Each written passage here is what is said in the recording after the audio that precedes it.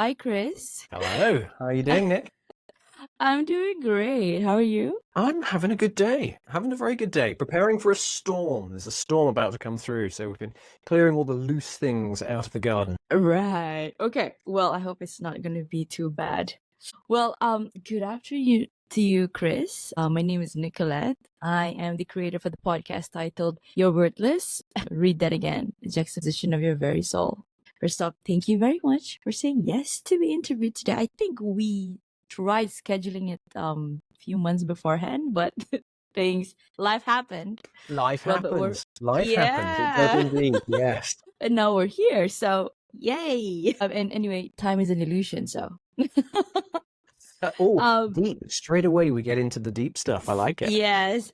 Sorry, yes. That's the whole reason of the essence of my podcast. But for our listeners today, allow me to give them a bit of introduction about you before we get right into the conversation.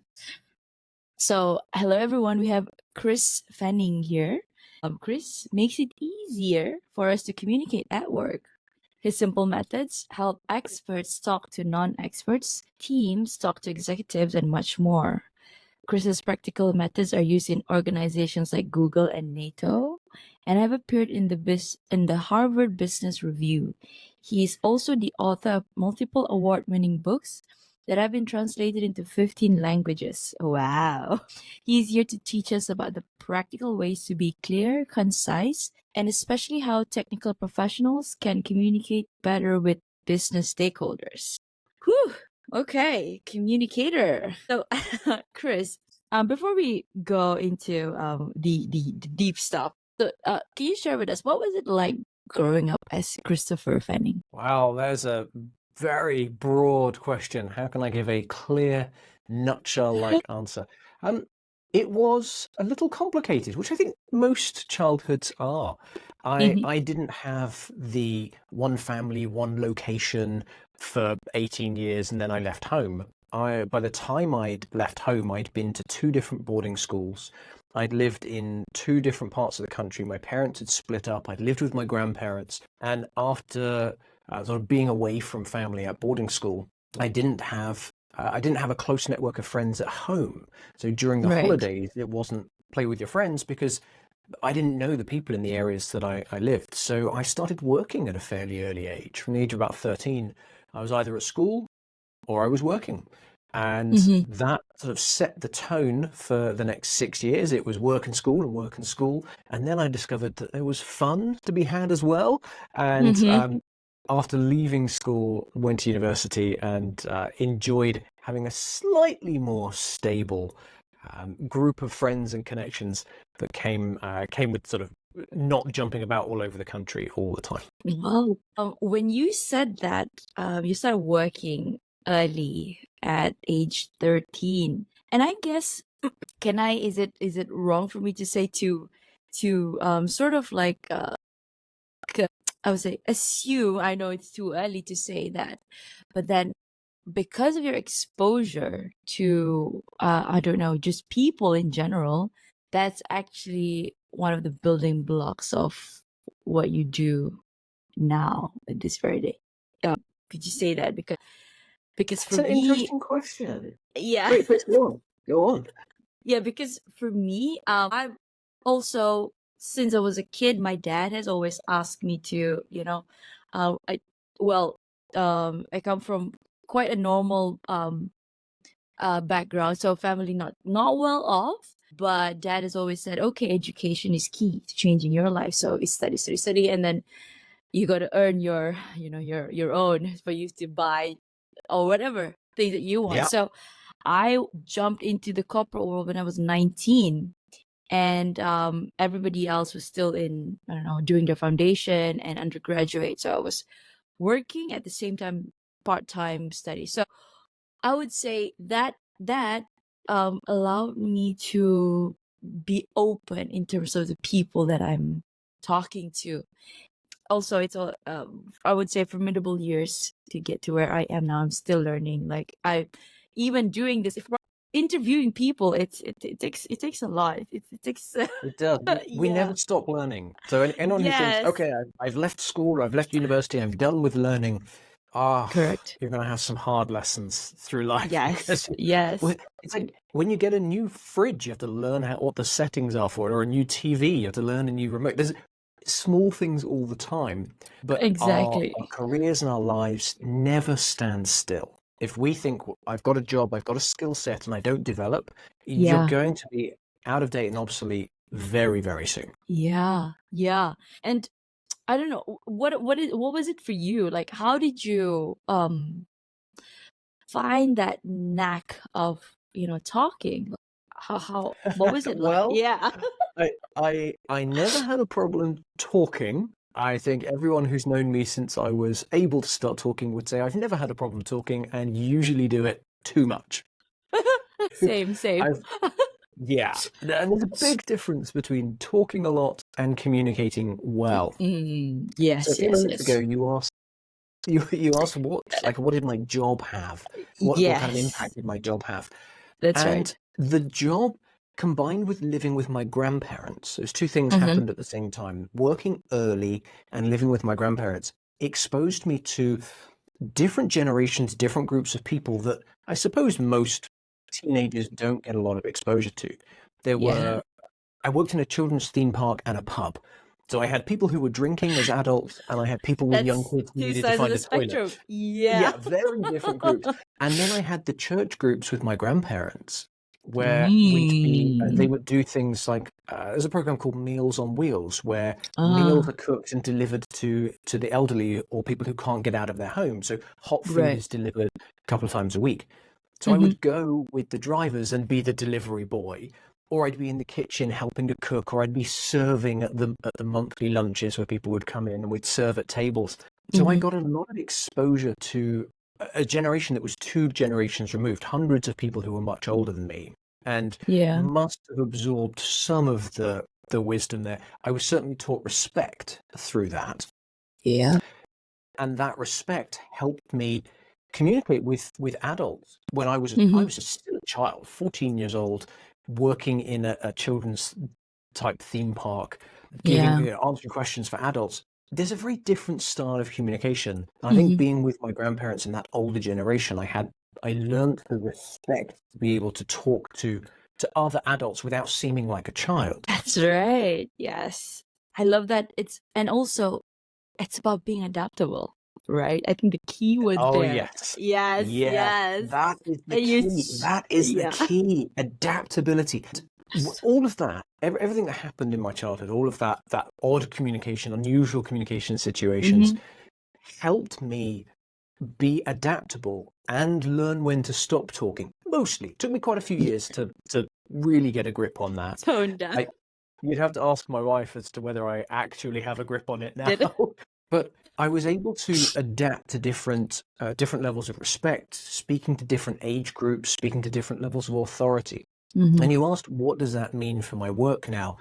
It's Yeah. not what I teach. I don't teach any of those things. I don't teach how to communicate with respect. Those are things I believe that we should do anyway. We should always Mm-hmm. communicate with respect and deference, whether you're talking to somebody who's brand new in a job or the CEO, whether you're talking to Mm-hmm. your grandparents or a child. Always communicate with respect. Right. But the adaptability that you pointed out, that has carried through and is a core piece of the communication methods that I teach is how Right. to use simple frameworks and adapt them to different situations. Oh, frameworks. Wow. I love that.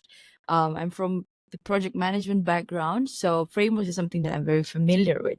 Oh, okay. Before I would like to get into that a bit later, but I would like to get your opinion. How to start conversations at work?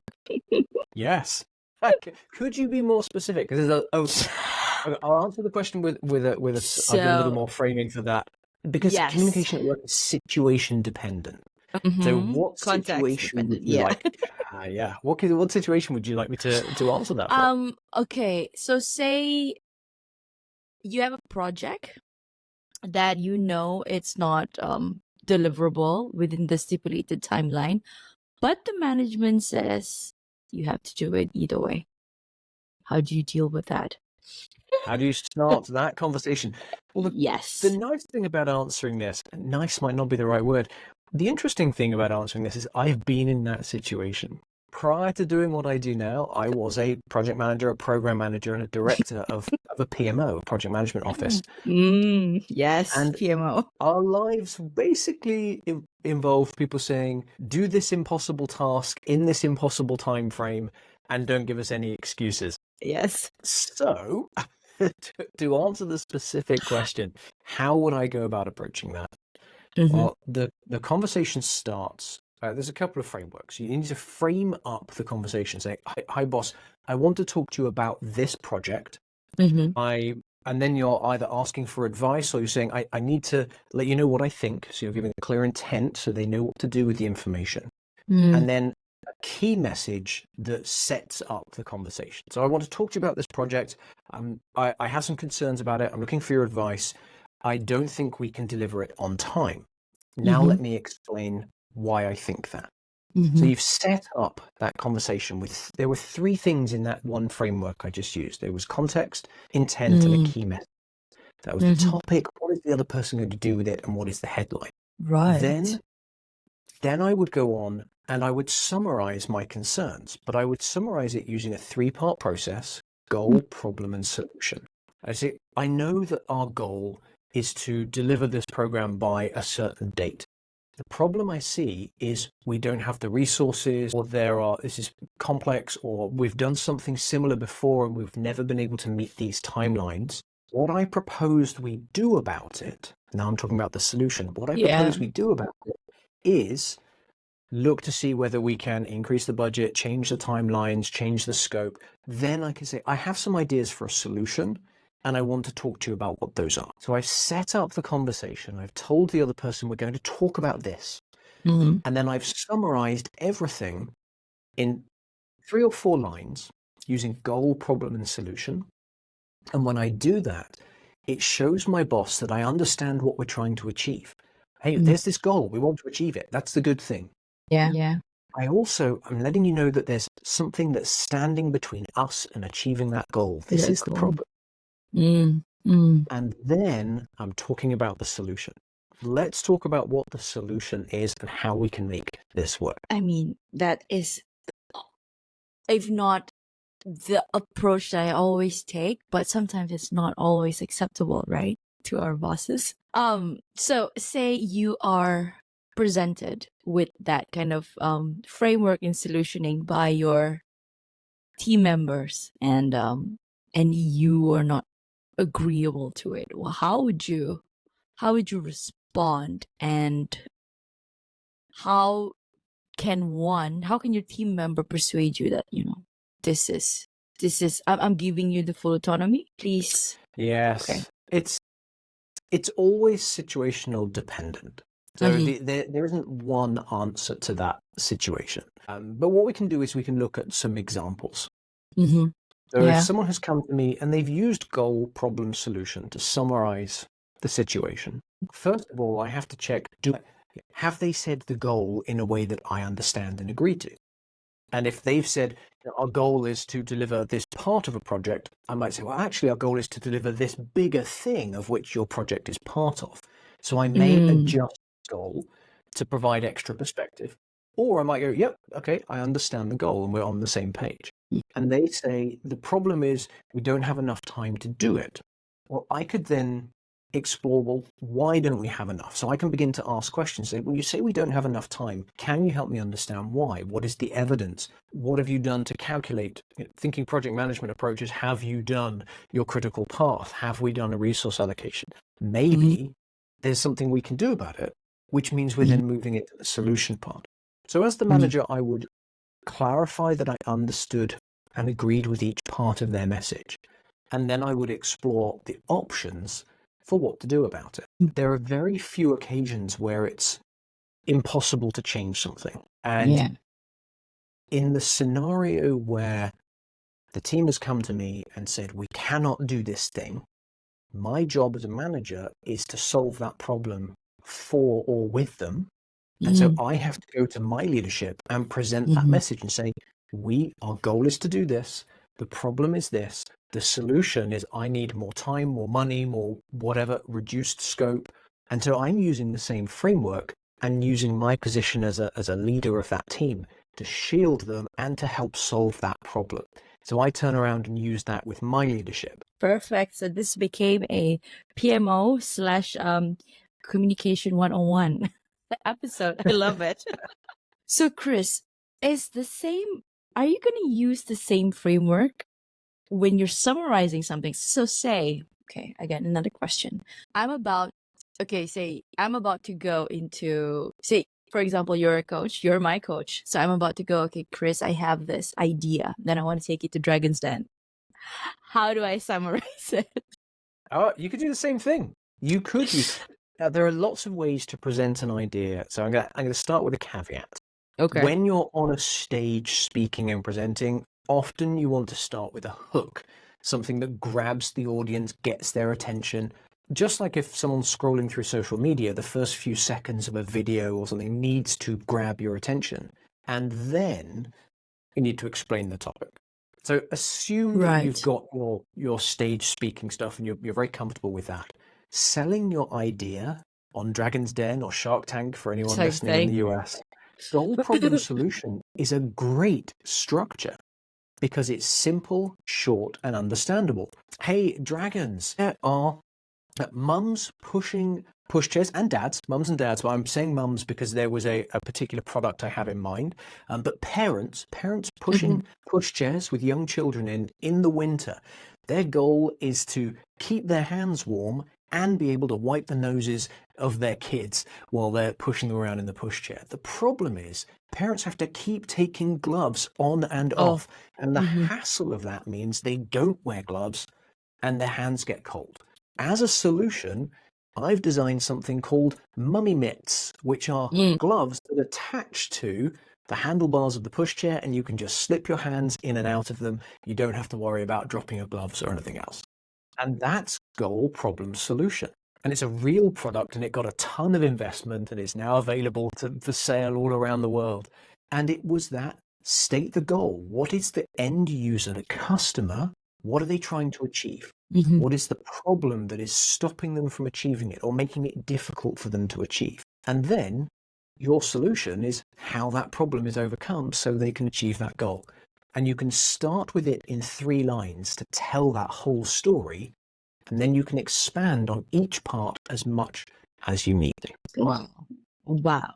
You are really good at what you do. So I am sold. I'm like, yeah, I was already imagining that particular product. I mean, I haven't watched. I don't know if it even went into Dragon's Den, but I'm pretty sure yes, because there's this thing called Dragon's Den and elevator's pitch, right? And it's about making your messaging concise, having a hook, and then concise and telling the audience or whoever it is that you're pitching to, what do I need from you? Support, money, time, whatever. And but you can't, now again, me thinking, you can't really apply that to, well, you can, I guess, to relationship, right? But we're treading very carefully. risky Exactly. subject here. As long as it's like it's super clear, right? Yeah, like okay, in a professional setting, and that's fine. But you can't say that too. You can, provided that you know, the consequences if you say that to your partner. Yeah, absolutely. So I've got three things I want to say here. One is my wife will sometimes say, "Don't you dare context intent key message me." One more time. So it's not for every time. Yes. The second thing is there's always value to clear communication. So if you structure your message in a way that the other person understands, it's going to be beneficial. And the third thing is I'm not qualified to give relationship advice. I have one. I'm very comfortable in it, but I couldn't advise other people. However, professionals who do have told me that these methods can help in some situations, particularly when you're trying to, when you're having a conversation that's very heated. If you want to be able to take the emotion out, you can use a framework to structure a coherent message so that you can at least get your point. Yeah. I love that. That's like the universal mold. Again, situational dependent, context dependent. Yes, it always is. Yeah. Communication. This is why I don't like the phrase communication skills. Mm. And I really don't like it. And I think that employers cause themselves a problem and cause all of us problems when we try and apply for jobs because they put in their top 5 must-have skills. There might be a particular, for project management, Ah. you must have the ability to use Microsoft Office. You must have project management certification. You must have team leadership experience. You must have communication skills. Well, which ones? Because I know someone who is excellent at reading body language. They can see somebody and tell you everything about what they're thinking, but they are terrible at giving a presentation. I know someone who's really good at de-escalating conflict, but they're rubbish at negotiating. Communication isn't one skill. Communication is an event where 2 or more people are exchanging information, trying to come to some kind of an outcome. Communication is a situation, and every single situation requires a different level of skill for different techniques and methods. And so we shouldn't talk about communication skill. Oh, you're a skilled communicator. At what? At Yes. engaging On with what aspect? 3-year-olds or at Yeah, negotiating exactly. nuclear arms treaty? Like, which one? There's a big True. difference. That is so true. Yes, yes. And you were saying that, yeah, you're also communicating with your kids or the security guards or, I don't know, your banker, your doctors, and all those things, right? I, it, I like communicating. Again, having done all of this and having been talking to a lot of people out there, it always it's essential, but it's also very, very important that you again you talk or you communicate. Again, yes, talking and communicating, communicating with an outcome and not just communicating for the sake of communicating, just to sound that you are. Yes. Yep. What You is have it? to have substance. Yeah. It does. You do. With one exception, which is sort of social, just chatting with friends doesn't have to have a particular outcome. There's just a Yeah, sense of enjoying that time. But that's at right. work, Mhm. oh my gosh, at work is transactional. And let's go really specific. Meetings. We'll give an Mhm. example that if anyone listening to this changes their behavior because of the next 60 seconds, their jobs will be easier and people will like working with them more. Just by changing Mhm. this one thing. If you schedule a meeting, make sure the meeting has 3 things: a topic, a purpose, and an output. And you don't start a meeting until you can state in one line, this is the topic, we're talking about Project Everest. The purpose is we need to do our risk planning. The output is we will leave with a list of our top 10 risks. That's the Here. purpose and the output of the meeting. 3 lines. You've then got your introduction. You've got your invitation. Well, invitation first. You can invite people. You can then evaluate, do we have the right people to deliver this output? Mhm. And then during the meeting, you can measure whether or not you're going to achieve the output. Mm. Because you can say we're halfway through the meeting. Do we have And 5 nothing. items on our Yeah. list?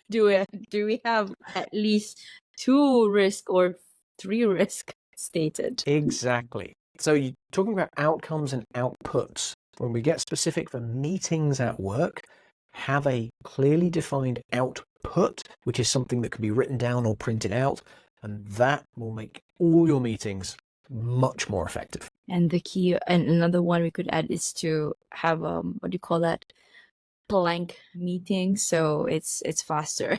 We get things done across and everything that you want to achieve. Or, well, most meetings can be done through an email, right? Like, A so lot of them can. yeah. If it's delivery of information, yeah, that can be an email. A meeting is a bringing together of multiple minds That's to right. to solve a problem, to achieve something. And that Yes. achievement could be solve a problem, create a list, make a decision, etc. If you bring people together just to talk at them, that's a lecture. Mm-hmm. It's That's not a that's not classroom a lecture. meeting. Yeah, It's that's so true. don't lecture people. He says, Thank giving you. a Preach. Preach. Yes, people would. Yes. Okay, that's a good one. Do not lecture people. When you were saying that, images flash inside. It's like, oh yeah. Some of my ex bosses would appreciate that, or my colleagues at least. we would Ex appreciate it colleagues. if the bosses had done that. Yes. Yes.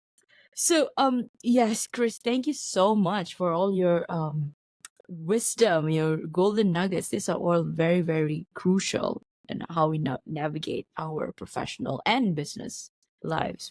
So, Chris, okay, so specifically, there is a question that it says a guide for IT or tech professionals. Now, these are people with technical jargons, like when they say, I just say SAP modules and throw all these jargons to me from the business perspective, from the business side.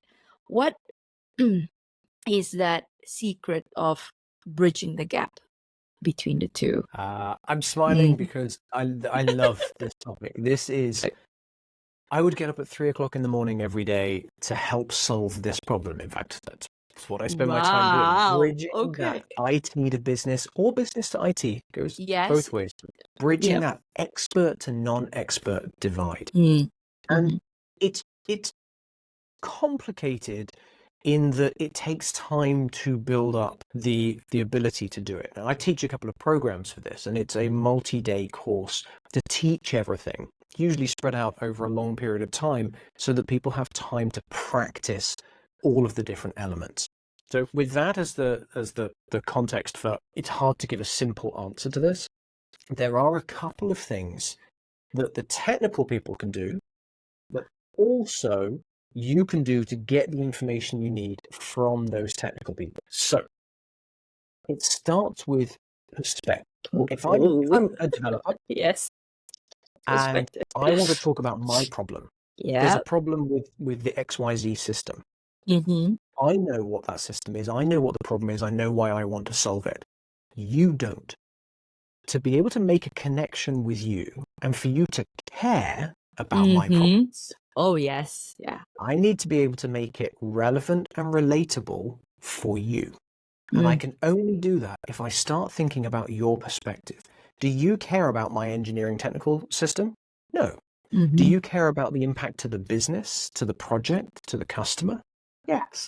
So I have to change my perspective to explain my problem from where you're sitting. So instead of saying there's a problem with the JSON and the data warehouse has got blah, blah, blah, what I could say is there's a problem with customers accessing their data and by changing the perspective, it helps me strip out system names, technical jargon, and so on.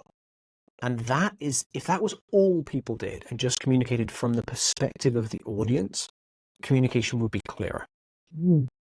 Well, I like that. It's like coming up to somebody and say that even you may not know what my problem is, but I want you to see it through your own lens. So I'm gonna say, if you don't do this, the colleagues or our say the access to our internet portal, whatever, it's not gonna be available due to our cybersecurity attack. Something like that. Again. Oh yeah, impact. You highlighted the impact. So that's the second thing. If you first thing is perspective. I skipped the first step. No, but that's okay because you started talking in a way that I would care about. You weren't talking about the system. Yes, you were talking about I care about the impact to customers. So that's that right. works brilliantly for me. So the second part is to make something relevant. And there is one thing that if we do it, it makes our message relevant. You cannot fail to be relevant if you state the impact to the other person. And here's an example. Imagine you got a letter through your front door in the mail, and it said, "Hi, we're upgrading the internet in your area. We have 10 teams of people. They'll be working over the next 8 weeks, and we're going to upgrade it from 100 megabits to a gigabit per second, and we're spending 50 million on this upgrade." How much do you care? Not very much. Maybe a Yeah. little. Maybe some people are going, Yeah. brilliant, my internet's terrible. But Yeah. everyone's like, Yeah. don't really care. Okay, now imagine you've got a letter through your letterbox that said, hi, we're upgrading the internet in your area. Your road will be closed for 3 days next week while we put in new cables. Oh How shoot! much I do gotta you find care an now? alternative route. And why do you care? Because there's an impact to you.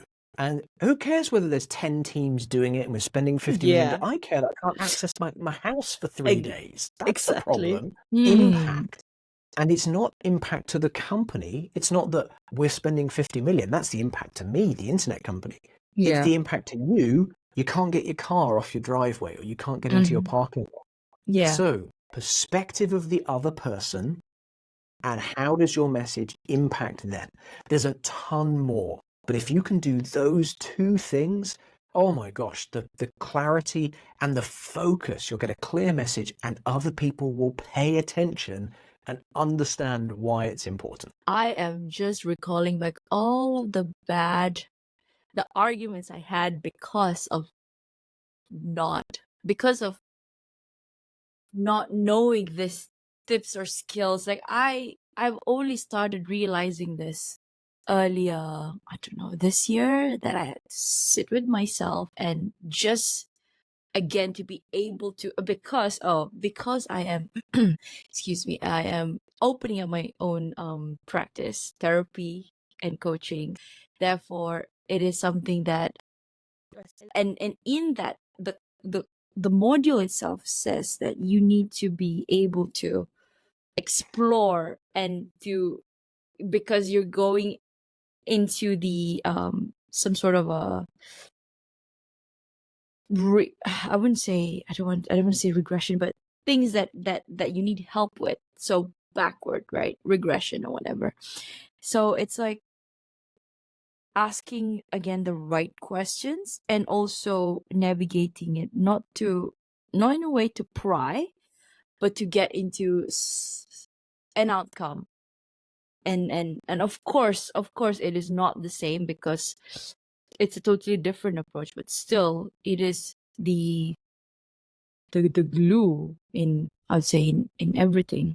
It's how, again, context, when you're with your client or when you're with your bosses or when you are just with your internet provider company, right?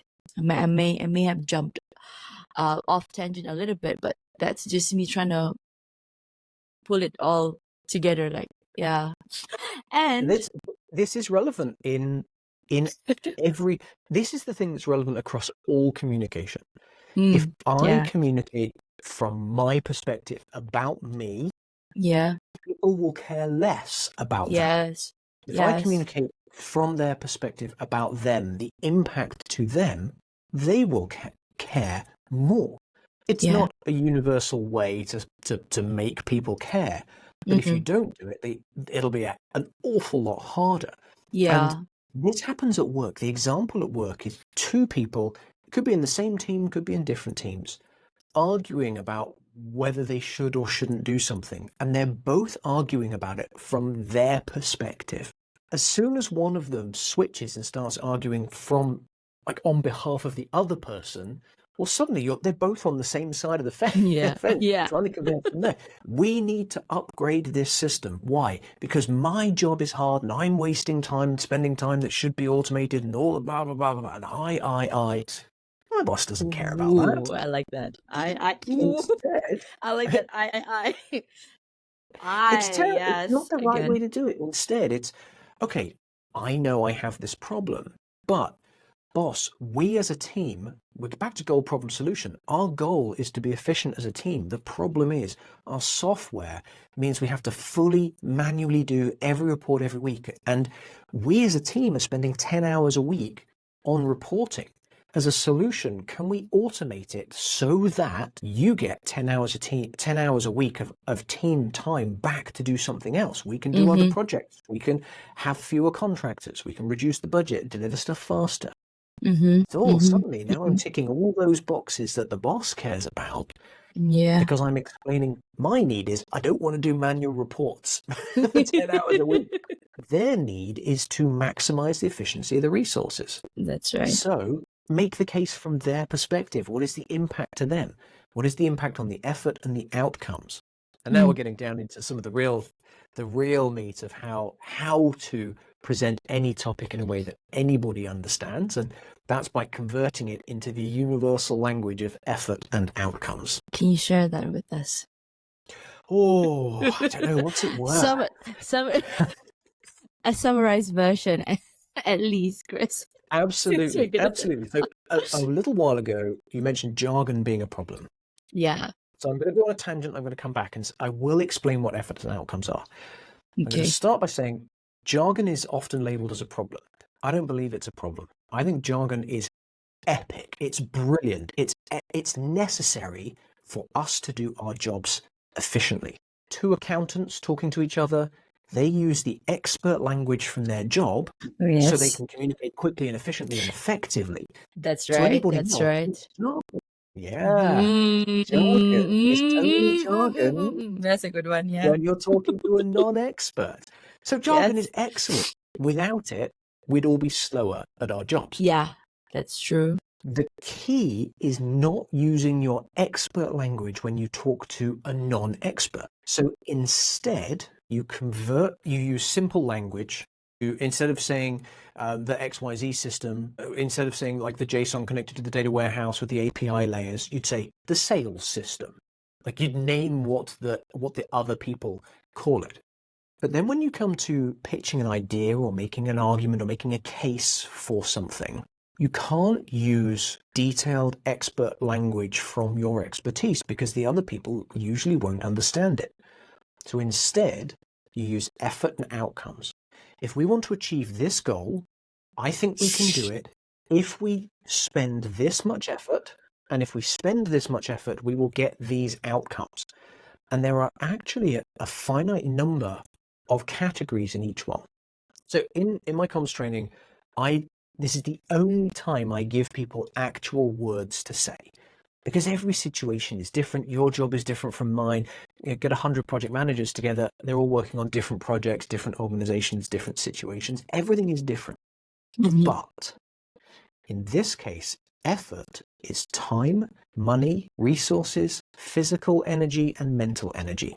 Everything we do at work can be summarized as that. And yes, there's an argument for time is money, but we need to be able to differentiate, and we actually care about time and money differently sometimes. So all effort is these 5 things. If you have an idea and you're trying to get my support for it, tell me what effort is involved for me or for the customer or for someone else. This much time, this much money, these many resources. Is there amount of physical energy and amount of mental energy? And then the outcomes, there are 9.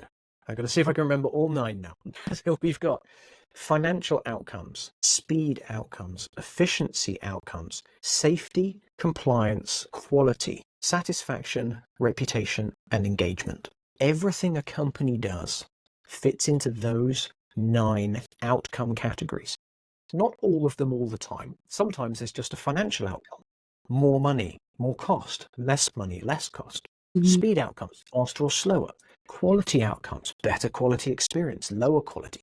Reputation gain or loss for the organization. Customer or employee satisfaction or dissatisfaction. Those are the outcomes.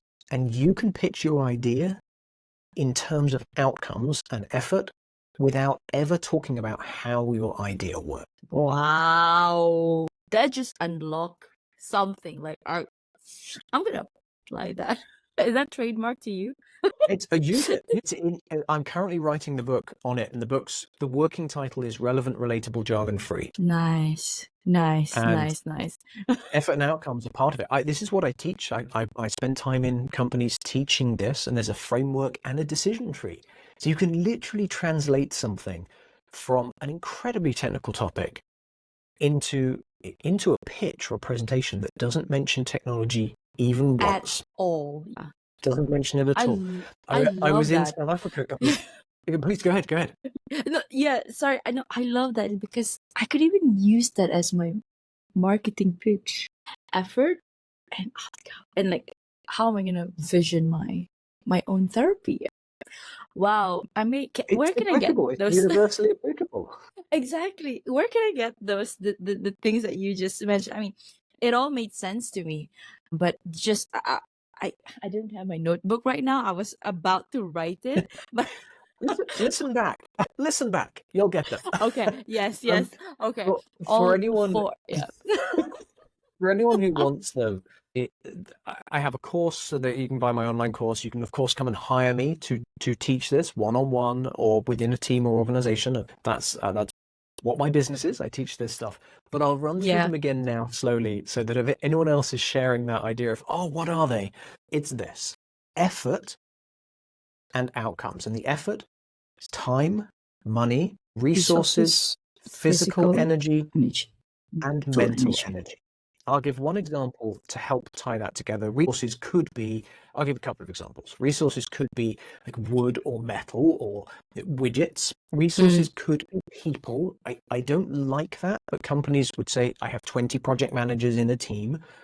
That's 20 resources. 3 of them are used on one project. I have 17 left. So sometimes people are, I don't really like it, but it is used. And when it comes to the physical and the mental energy, if I'm doing a piece of work, let's say I run a team of people fixing holes in the road, and they have to dig holes to then fill them. They dig out the hole and fill it up. We then have a drought, and it's harder to dig the holes. It takes more physical energy to dig the holes. It doesn't cost more, doesn't need more resources. It may take more time, but it definitely takes more physical energy. They work harder to achieve the same thing. If I'm a coder and I'm doing a piece of code and then suddenly it throws an error, my piece of work got mentally harder. It's a harder problem to solve. I may have the same time constraints, but it doesn't take any more money, but my brain is working harder. That's why they are differentiated. Any questions on that before I go into the outcomes again? Crystal clear. Okay. Oh, nice. That's good. That means I'm doing my job well. The outcomes, and there are 9. See if I can do these at 9 again. And I don't have them. I can't see them. They're not on a list next to me. So financial outcomes. Yeah. Speed outcomes. We're faster or slower at doing a thing. Efficiency. We can do it more or less efficiently. Safety. Compliance. Are we doing it within the rules and within the laws? Quality. That's the biggest one. Quality has a lot of things that can go into that. Satisfaction, reputation, and engagement. And if anyone's wondering, I often get the question, but what about legal? Legal is an outcome. And it's not. Isn't that It's not. compliance? Legal, yeah, if you have a legal problem, you may have a compliance issue, or Yeah. you may have a financial outcome. You win a court case and get you get money, or you lose and you pay a fine. You have a reputation gain or loss because of it. So legal is situational. It's not an outcome. What about Everything else safety? can be measured. Right. You were mentioning about safety, like in what context? Yep. I run a metalwork factory, and once a month someone loses an arm. We don't There's want a anybody safety to lose problem an there. arm. Right. Yeah. Okay. The management, here's a really good way to describe it. Management is saying we need to work faster. Okay, if we work faster, we get a positive speed outcome. The problem is we have a safety outcome and people might die. Oh, People, yeah. Yeah. The problem, People people might be die. injured, might die, which then means we have to stop production, which slows us down. So we don't get a speed benefit. We No actually end up financial going outcome, slower. lower And financial outcome. Yeah. And compliance because of your health and safety is not adhered to. Oh, yeah. No. Yeah. It's a Can I big add one extra thing that yeah. might blow your mind just a little bit? I'm going to start with a question. Have you ever been told to progress in your career, you need to be able to think and communicate strategically? Somebody telling me that? No, but I often like to tell that to me at least where I want to go. Oh, okay. So you've not heard it Yes. from others, but you know that's something we need to be able to do. Well, what I've given you today is the core essence of strategic thinking and strategic communication. Whatever topic you want to talk about, if you use the other person's perspective, you're thinking about business, customer, and expert. If you think about impact, You're thinking about impact to the business, to the customer, to the employees. And if you Mm. can express that and say it in terms of effort and outcome, if you consider each one of those 5 efforts and 9 outcomes, if you consider them, you are thinking strategically. Wow. So, and you're saying that I can use all of that for me to carve out the trajectory of my career Oh or yeah, my because if you can't do business. this, you won't. You, if I always present an idea from my perspective, and I just talk about money all the time, I say it's going to cost this, it's going to cost this, it's going to cost this, then I'm not thinking about the impact on reputation, on compliance, on safety, on efficiency, and I'm not thinking about what it means for other people. I won't be able to persuade the head of finance if all I talk about is customer satisfaction. Customer satisfaction is critically important. But if I can't tie it to money, the finance officer is not going to be on my side. So I need to think about all of the different things. I don't need to talk about them all every time. I'm not saying when you pitch an idea, you have to talk about all of the 9, but you do have to think about them. And then when you're talking to your audience, think, which of these 9 outcomes do they really care about? And can I tie my idea to it? Because if I can, I'll get an ally. Yeah. I might care about efficiency. Yes, that's the key there. An ally. You need you Ally. need a supporter. Yeah, Yeah. You want to persuade a room full of people. You want to persuade the board, exactly. your boss, the team to do something. Yep. Can you convert your idea into efforts and outcomes that they care about? And if you can, you stand a much better chance of getting your idea across and being supported. It's not a Mm-hmm. guarantee. It might be a Yeah. terrible idea. Yeah. It might be an absolutely terrible idea, but at least they will understand it. Wow, that's amazing because you can do that with investors. You can do that with your team, your own team. Say, okay, we need to up our turnaround time for replying our customers or whoever, right? You can that is truly universal. Wow. Thank you. Thank you very much, Chris. I will that I think this is it came at the right timing because I am figuring out certain things for my practice, and of course that involves marketing or even coming to whoever that's I'm gonna be pitching to. Well, I'm gonna be pitching to my own dad because I need him to be on my side because I've been in a 9 to 5 for all my life, so now I'm moving on to my own thing. So he was like, are you sure? I am sure, but I need to I need Yeah. How to do you present yeah. that in terms of, from his perspective? And what are the things that he's most worried about? Is he most worried about your satisfaction? In which case, Dad, I'm doing this because the outcome is such an increase in my satisfaction. I will have to put in more time. For a while, I will earn less money. But in the end, Yes. I will get more money, more time to do my own thing. I will have the flexibility. My quality of life will go up. You can pick the pieces as long as they're true. This isn't about manipulation, but you pick the Yes. pieces of your story that match the things the audience cares about. Wow. Thank you, Chris. Ooh, I love that. It's like the universe is speaking to me through all my guests. I am learning every day. This is why I love doing this. Okay, Chris, what is next for you? Next for me is finishing the book on on what we've just finished up talking about. I'm going to continue teaching, working with people one-on-one, working with universities and companies, but finishing this book. This is my flagship book for the year, and Wow. will be, I believe it'll be the most helpful thing that I've put out into the world. And these other books that are behind me, the first one, You're still 39 gonna Ways, create. Effective Emails, they make a big difference. But this one that's coming this is the big one. This is the one that I think will get so many people unstuck and enable them to get their ideas out from where they're stuck inside into a structure that anybody will understand. Whether they're pitching for investment, trying to get their father's approval, coming up with an idea within the team. this is going to make a big difference. So getting that book out and teaching it as much as I possibly can. So if anyone listening would like to be taught or have this for their teams, please get in touch. I will teach this stuff every day and do it with a big smile on my face. Wow, you love what you do, and I love that. And I have a feeling that book is gonna blow up. I hope I'm so. rooting. We'll see. I need to write it first, but yes. When do you expect it to be published? It should be at the end of the year. December is the target.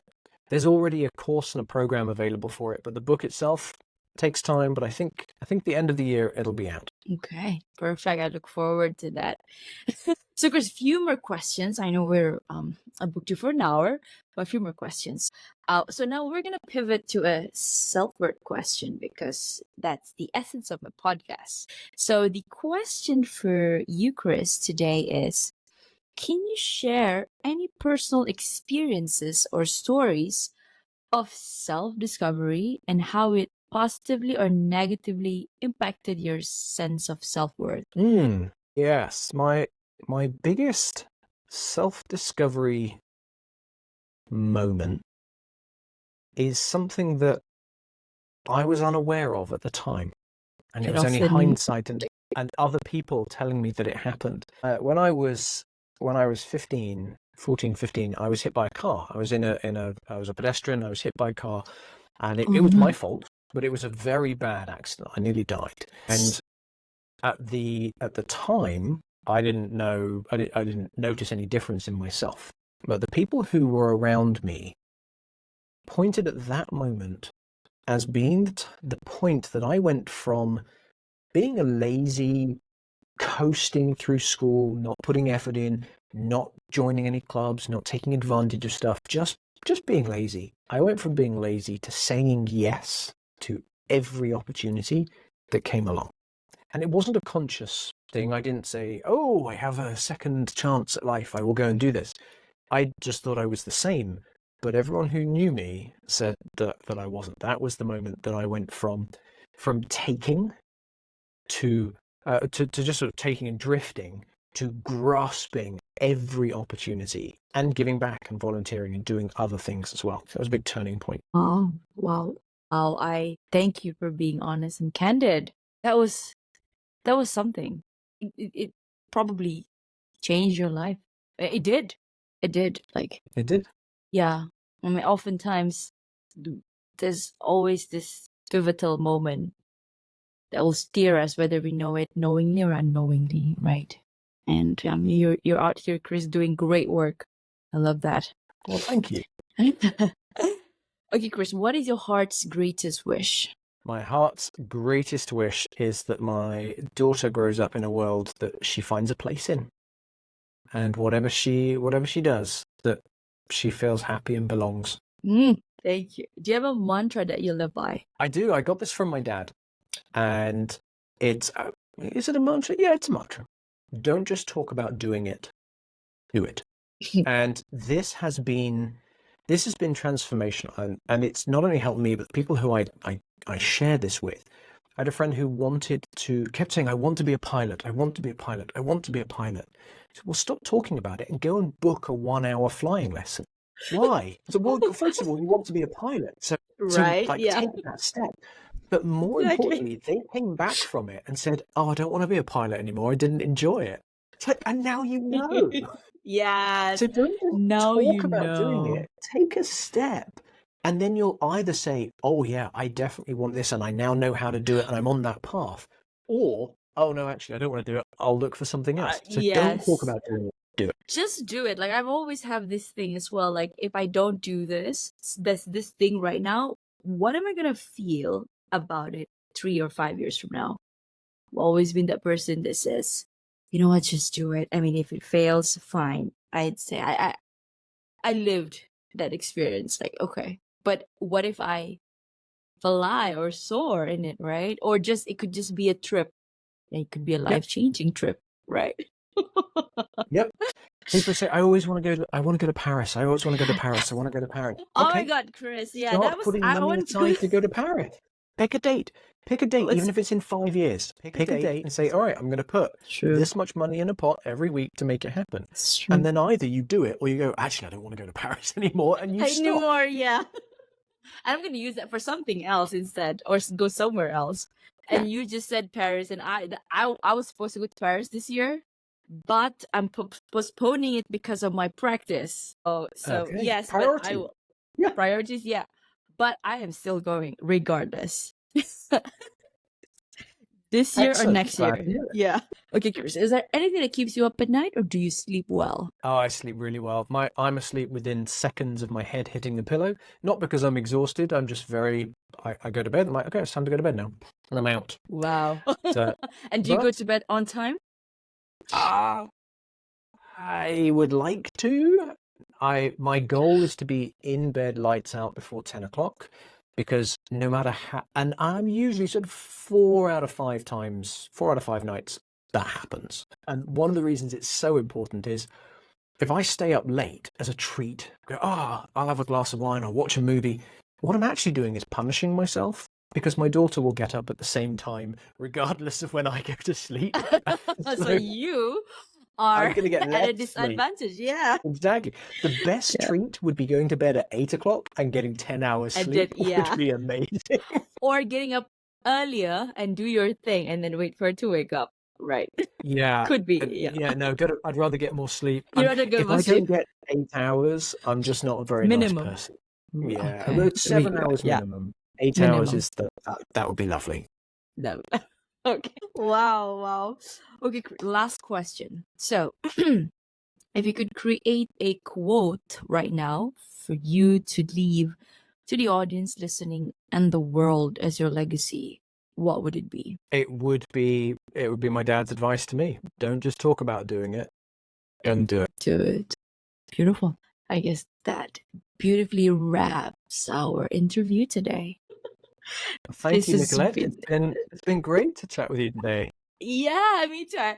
I think we can connect on that project management level and also the communicating. And because I myself am very interested in those two topics, or even anything like, yeah. So it's a super duper I would say very enjoyable conversation today, and I've learned a lot. Some of it I've actually had it in my head, but you putting it out there like as a framework, and especially about the strategic thinking the thinking part, I like. I'm the type of person that I would, before I do something, of course I would like to think, but then that was me before, like I like to control the outcome. But right now, okay, I have a direction, but I'm gonna let go and have it go with the flow, or let go and let God to a certain degree. But then you putting it into that I would say structured yet flexible, that I can use it on my daily life or my professional work. And I think listeners out there listening to this would be able to get that as well. I Get that hope help, so. yeah. And if that's what we've done today, that's a job well done. Yes. All right, Chris. So thank you very much for your time. When this airs, I will definitely tag you. We're connected via our social media, LinkedIn. Yes, we are. Yes. If ever I would need any other guests, we could hop on for another episode. And also, what do you have a message to all the listeners out there? Where can they reach you, or if they have any Yes. questions regarding your Absolutely. work? So my website is chrisfenning.com, Mm-hmm. and my social hangout is LinkedIn. So come and find me on LinkedIn, or come to my Social website, hangout. and you can get. That's my social hangout. I That's love where that. that's where I go. No, your social hangout. Yeah, that's true. Right? Yeah. Hang on. I was hanging out in LinkedIn. Well, thank you, Chris. You have been wonderful. You're doing great work. Well, thank you And very I'm much. It's rooting been a for real you. pleasure to be on the show today. Thank you so much, Chris. You have a great day. You too. Okay. Bye. Bye-bye.